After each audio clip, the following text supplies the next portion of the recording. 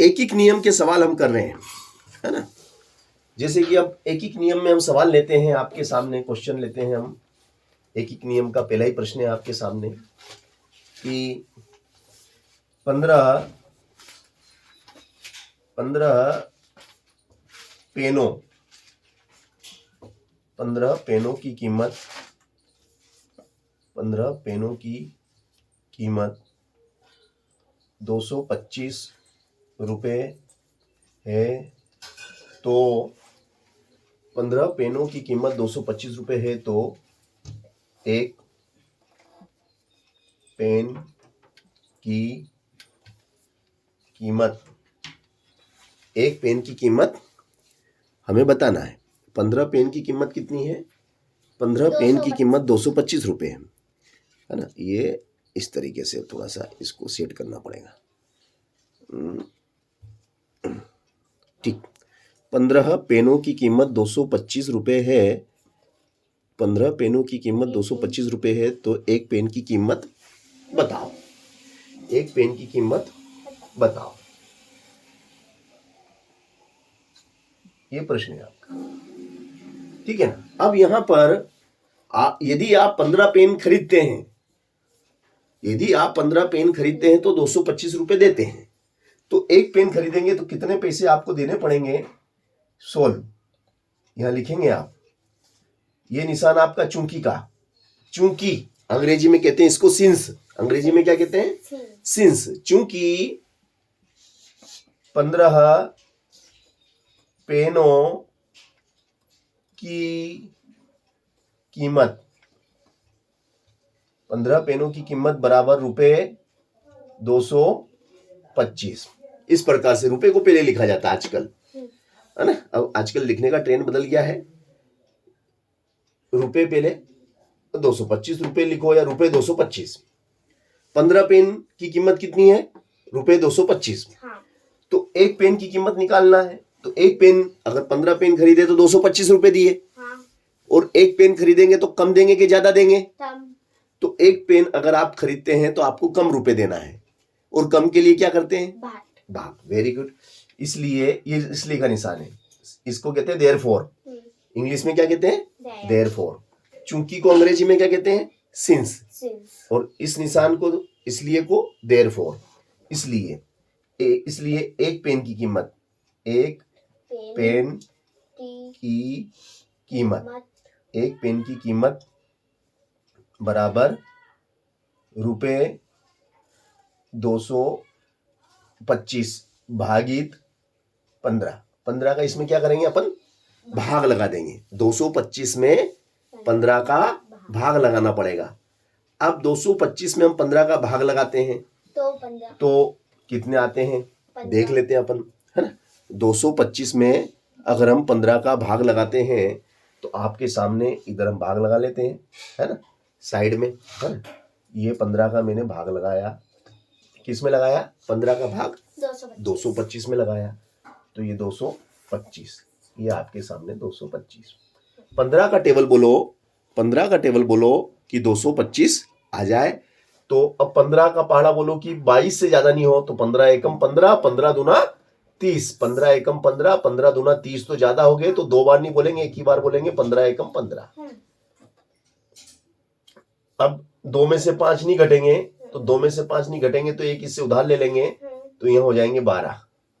12 में से 5 गए तो 7। इसने एक इसको दे दिया तो यहाँ रह गया 1। 1 में से 1 गया तो 0। 1 में से 1 गया तो 0। इस तरीके से ये घटाव हुआ। ऊपर से उतारा 5। 15 का टेबल बोलो 75 आ जाए। 15 5 75। और इस प्रकार से आपका कितना रुपए? एक पेन की कीमत कितनी आई? 15 रुपए। एक पेन की कीमत कितनी है? एक पेन की कीमत रुपए 15 रुपए। एक पेन कितने का आएगा बेटा? 15 रुपए। एक पेन आएगा 15 रुपए का। तो ये सवाल हुआ। अगर इसी सवाल को वो ऐसा बोल दे कि भाई 15 पेन की कीमत 225 रुपए, उतार लिया आपने। अगर इसी सवाल को थोड़ा इस प्रकार से बदल सकता वो कि एक पेन की कीमत 15 पेन की कीमत 225 रुपए है। 15 पेन की कीमत कितनी है? 225। अब उसने बोला कि भैया 20 पेन की कीमत ज्ञात करो। हाँ 15 पेन की कीमत तो 225 है, हाँ तो 20 पेनों की कीमत ज्ञात करो। यहाँ पे वो ऐसा बोल दे कि 20 पेनों की कीमत ज्ञात करो। 15 की 225 है, तो 20 पेन खरीदेंगे तो कितने रुपए देने पड़ेंगे? 20 पेनों की कीमत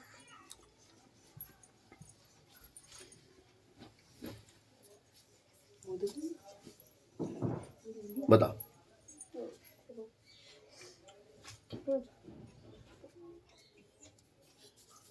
15 पेनों की कीमत कितनी है? 225। और 20 पेन खरीदने तो कितने रुपए देने पड़ेंगे बताओ?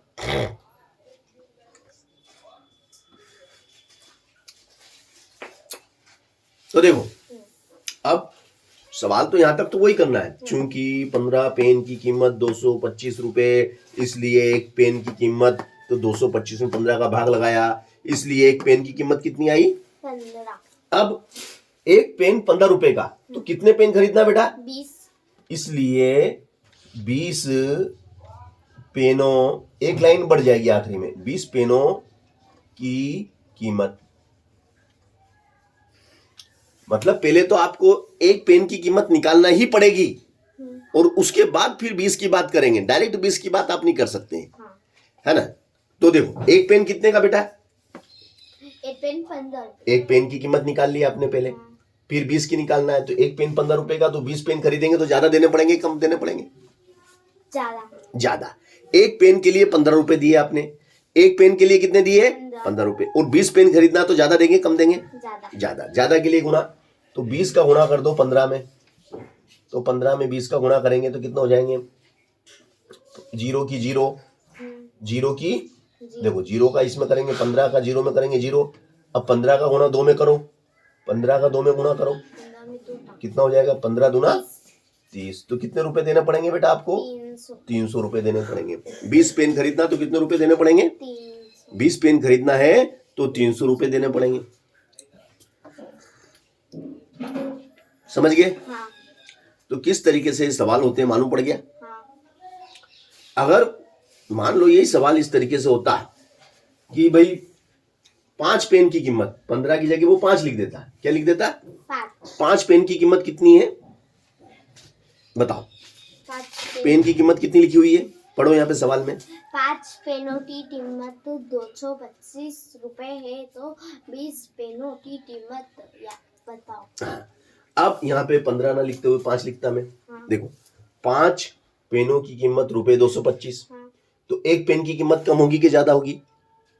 कम के लिए भाग लगाना पड़ता, किसका? 5 का भाग लग जाता है इसमें हम 5 का भाग लगा देते हैं, है ना? यहाँ पे हम क्या करते हैं? 5 का भाग लगा देते हैं कि भाई देखो, 5 पेन कितने के? 225 के। 5 पेन खरीदे, 225 रुपए दिए। एक पेन खरीदेंगे तो कम देने पड़ेंगे, कम के लिए भाग, 225 में भाग लगा दो 5 का, तो ये 225 कितना है? 225 कितना? 225 में किसका भाग लगाना है? 225 में किसका भाग लगाना है? 5 का भाग लगा दो। 5 एकम 5, घटाएंगे तो 7 बचेंगे, ऊपर से उतारा 5, तो कितना आ जाएगा? सॉरी,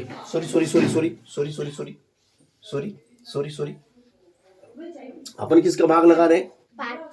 5 का लगा रहे हैं, है ना? तो 225 में 5 का भाग लगाना है ना? 5 का भाग लगाना है ना? 5 का भाग लगाना है, तो 5 का भाग लगाना है। 5 का पारा बोलो, 22 से ज्यादा नहीं होना चाहिए। 5 चौक 20, 5 चौक 20, तो 2 का 2, जीरो ऊपर से उतारा 5, पचम का 25, तो ये हो गया 0 0। तो 5 का भाग लगाया तो कितना है? कितना है? 45।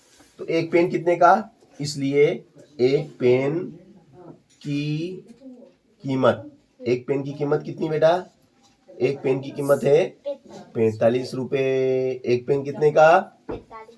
अब हमें कितने पेन की कीमत ज्ञात करना है?